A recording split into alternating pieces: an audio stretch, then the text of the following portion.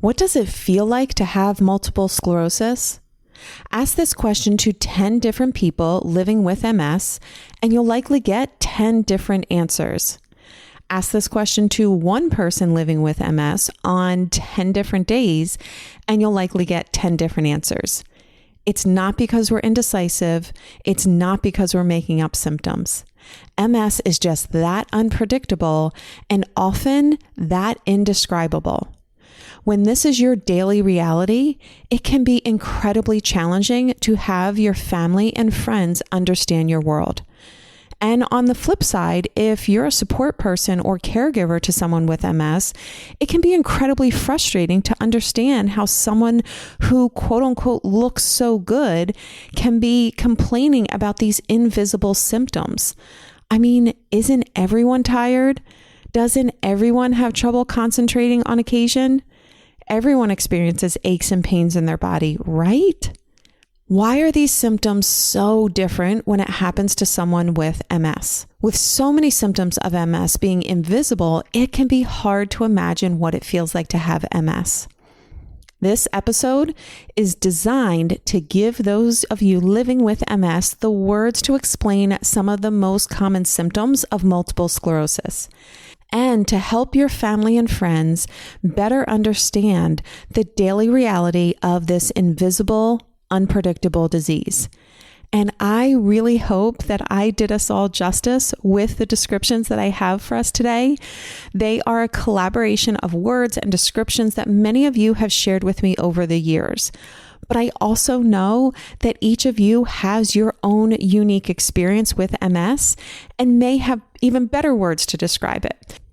So just use this episode as inspiration that you can take what resonates and leave what doesn't. Consider this your buffet of words for living with MS. I have a question for you. Would you like to feel more organized, efficient, and productive despite MS brain fog and fatigue? Join my 5 days to focus challenge at alenebrennan.com/focus. You'll receive tips that reduce overwhelm so you can think more clearly. You'll receive a simple system to stay organized throughout your day and easy to adopt self-care practices that support stable energy. The live challenge starts next week. Join at alenebrennan.com/focus. There are 1 million people diagnosed with multiple sclerosis in the US. So that makes you 1 in a million. And you have a special purpose in this world that no diagnosis can take away from you. So if you are ready to reclaim your body, mind, and life from multiple sclerosis, welcome to my MS podcast. I'm your host, Alene Brennan. Let's start this discussion with a quick rundown on MS so we understand the true beast that we are about to describe. Doing so will give us context to these invisible symptoms and help us understand the why behind them. So, multiple sclerosis is an autoimmune disease. Our own immune system, which is designed to protect us from viruses, parasites, and other foreign invaders, mistakenly views our own body as an invader and it attacks. In the case of MS, your immune system starts to attack your central nervous system, your brain and spinal cord. In other words, command central of your body is under attack by friendly fire. When your immune system attacks your central nervous system, the coating of your nerve fibers gets damaged. Picture the charging cord of your cell phone. On one end, you have the plug for the wall. On the other end, you have the plug for your phone. In between is that long white wire. It's actually not just one wire. There are several wires in that cord, but they're all wrapped together in that white protective coating. This coating is similar to the myelin sheath of your nerve fibers. Now, when the cord on your phone charger is old and that white coating starts to unravel, you're not quite sure if you're going to get a proper charge on your phone. Sometimes it acts completely normal. Other times it won't charge at all. And then other times you have to position the cord just at the right angle, and then don't dare touch it again because it's so finicky. If you touch it, it might stop charging. Can you relate to this with one of your own phone chargers? Because this is how I like to think of MS. The coating on our nerve fibers gets damaged from our immune system, and that can create scars or lesions. And just like the electric charge from the outlet to your phone becomes unreliable, the messages from our brain to our body can become unreliable.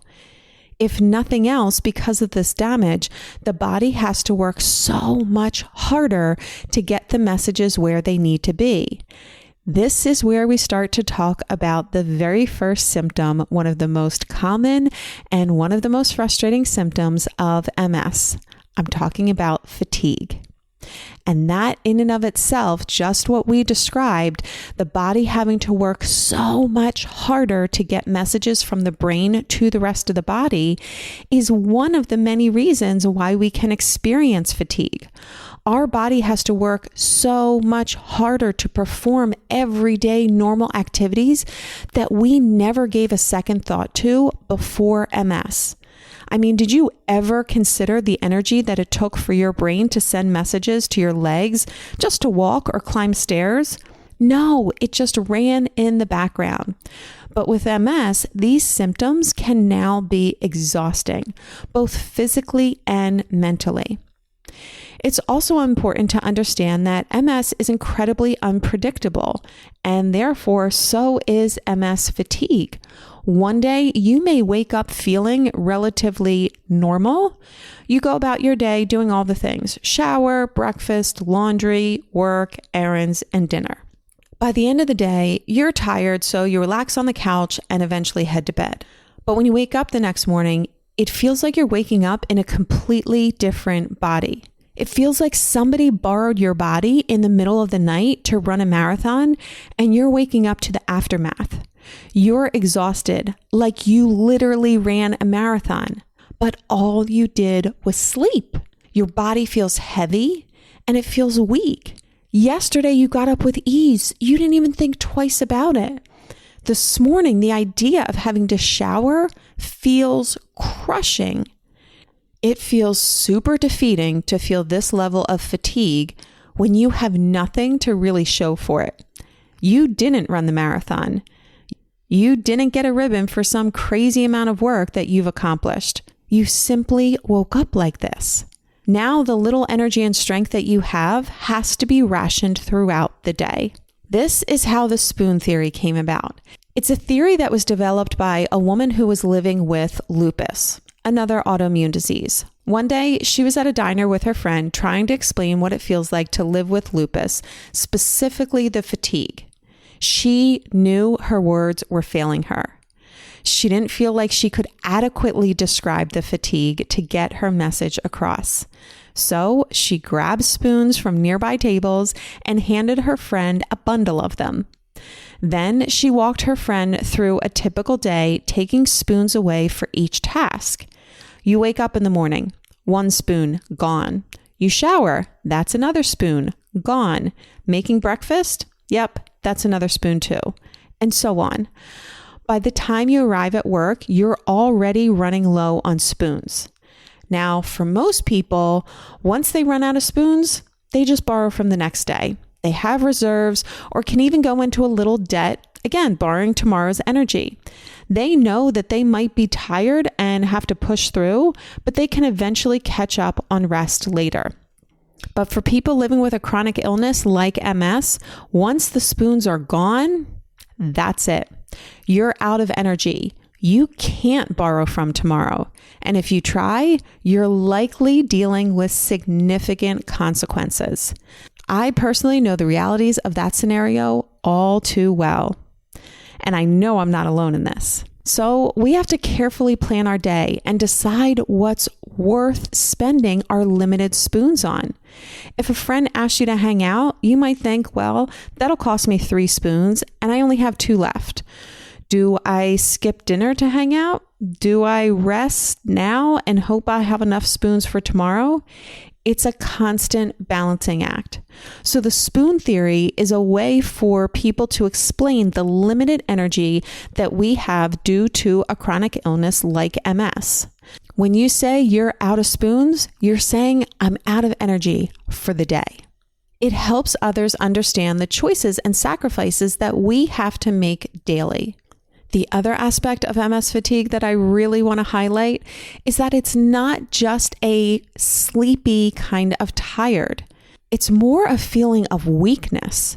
Like the idea of sitting up in a chair can feel like such an effort. That's one of the aspects of MS fatigue that I think is most misunderstood. It's not just about wanting to take a nap. It's a physical exhaustion and weakness. I like to relate it to the flu. The lack of energy and strength that you have at the end of a long day is very different than the lack of energy and strength that you have when you're dealing with the flu. You can't adequately describe it, but simple movements feel incredibly overwhelming and sometimes even impossible. So when we describe it in these terms, hopefully it's understandable why it can be so insulting and quite hurtful when someone tries to downplay MS fatigue. This isn't a comparison game on either side, but it's important to know that there are medical reasons why someone with MS experiences fatigue that is far beyond being a little tired after a stressful day that can get relieved with a good show on Netflix and a glass of wine. I'm not knocking it. I'm just saying it's not realistic from an MS fatigue perspective. But in all seriousness, one of the other frustrating parts of MS fatigue, in my opinion, is not knowing how to make it go away or when it will go away, if at all. Again, when you're tired, you can take a nap or go to bed early or lay low for the weekend, and you recover pretty quickly. You can do all those same things with MS fatigue and feel the exact same level of exhaustion after napping, after sleeping, after resting, after doing all of the normal quote unquote remedies. It's frustrating. We want to be able to do something to fix the problem, to make the fatigue go away. And when there isn't a specific solution, that can be really challenging to deal with. Now, you know, as a nutrition coach specializing in multiple sclerosis and autoimmune disease, I have found diet to be incredibly helpful with managing fatigue. Quite honestly, it's been my greatest tool to finding relief from the fatigue. But the reality is, it's not a quick fix. It's like telling someone with a weight loss goal to eat one salad and then expect them to be at their ideal weight. Using food as medicine takes time as well. And healing isn't linear. It takes time, consistency, and compassion with ourselves. And of course, having our family members support us with these changes is really helpful too. Okay, now let's dive into brain fog. I find this one to be a beast to adequately describe because everyone feels forgetful on occasion. I mean, when you walk into a room and you forget why you're even there, or when you can't remember that person's name that you were just introduced to 5 minutes earlier, or when you try finding a word that's right on the tip of your tongue, but you just can't grab it. Everyone has a hard time concentrating, right? Yes, that is true. These are all experiences throughout everyday life, but it's fleeting. It's often due to distractions, multitasking, or even having a lot on your mind. Give yourself a moment and maybe a little hint, and your memory usually kicks back in and you go on with your day. But my friends, that is not brain fog. That's normal everyday life in a busy world filled with lots of distractions. Brain fog is a persistent cognitive impairment. It's called brain fog for a reason, because it's very much like being in a fog, something we can all relate to. Imagine driving in a dense, heavy fog. You're in your own car, a vehicle you know inside and out, and you're traveling along roads you've driven countless times before. Everything is familiar. Under normal circumstances, you'd navigate these paths with ease and confidence, almost on autopilot. But the fog changes everything. It wraps around you like a thick, blinding blanket, reducing your visibility to almost nothing. Even with your headlights on full beam, you can barely pierce through the fog. Every landmark and sign becomes obscure. And as you drive, you find yourself leaning forward, squinting your eyes, straining to see just feet ahead. You're hesitant to turn the steering wheel even the slightest bit. You're pressing the gas pedal so gently because you can't see in front of you. The speed you once took for granted is now like an agonizing crawl. You're just trying to make sure that you don't veer off the road or miss a turn, even though you've taken that same turn 100 times before. The fog can trick you and make you doubt what you know. That is what brain fog feels like. It's the mental equivalent of driving through that thick fog. You're in your own mind, a place you know better than anything, trying to navigate thoughts, tasks, and decisions that on any other day would feel straightforward. But with brain fog, the simplest task or most familiar thoughts become obscure, making it challenging to process information and make decisions. Like that dense fog on the road, brain fog makes everything feel slowed down, more challenging, and can make us second guess what we'd normally do without hesitation. Now that we've put some words to describe this experience, let's understand why it happens with MS. Remember how I described earlier in the episode the damage that your immune system causes to the central nervous system? It damages that protective coating and causes lesions. And this damage makes it harder for our brain to get important messages throughout the body. Well, staying on this car analogy that we've been on, these messages that your brain is trying to send throughout your body might get delayed, take wrong turns, or sometimes not arrive at all. This disrupted communication from your brain to the rest of your body is a primary reason for cognitive changes or brain fog that many of us with MS experience. Everyday thoughts, decisions, and memories have to navigate these quote-unquote damaged roads. Just like our car in the fog, the brain has to work harder, even straining to perform tasks that were once simple and automatic. The brain's usual pathways might be blocked or slowed down due to the damaged myelin, leading to feelings of confusion, forgetfulness, and a sense of being stuck, much like your car trying to navigate through the fog on a road covered with potholes. And of course, it's important to remember that everyone with MS has their own unique experience. Some may experience brain fog on a regular basis. Other people may experience it on a rare occasion, and others may not experience it at all. This is the reality of living with MS. But one thing does remain consistent: having words and knowledge to adequately describe your experience can be validating, and it can help the people around you better understand your world with this invisible disease. Now let's dive into one of the most mysterious symptoms of MS, in my opinion: heat intolerance. Did you know that the original way to diagnose a person with MS was to put them in a hot tub? If they became symptomatic, weak, fatigue, experienced numbness, or any of the other countless symptoms of MS, they were diagnosed with multiple sclerosis. This was obviously pre-MRI machines, but the effects of heat on someone living with MS were that significant that it became a way to diagnose a person with the disease. Heat can exacerbate the already compromised nerve function in someone with MS. Now, there's no one feeling to describe heat intolerance because it doesn't create the same symptoms for each person living with MS.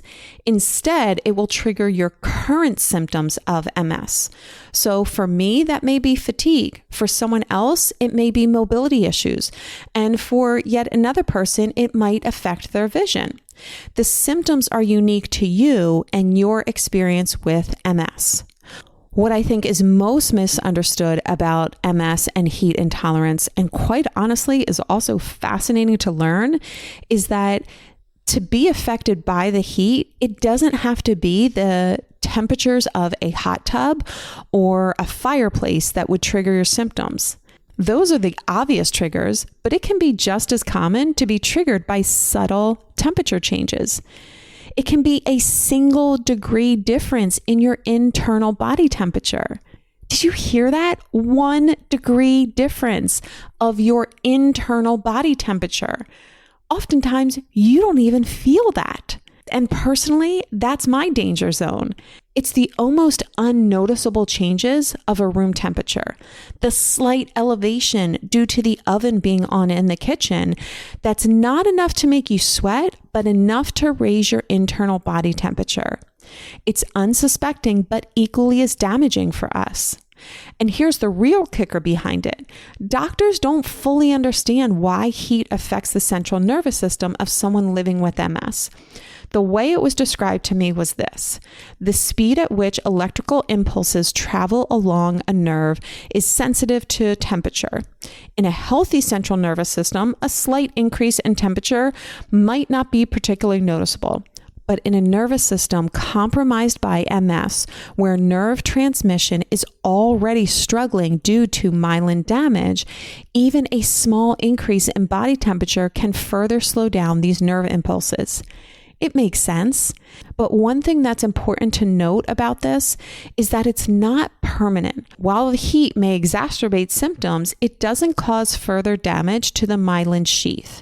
The worsening of symptoms is generally temporary and will ease once the body cools down.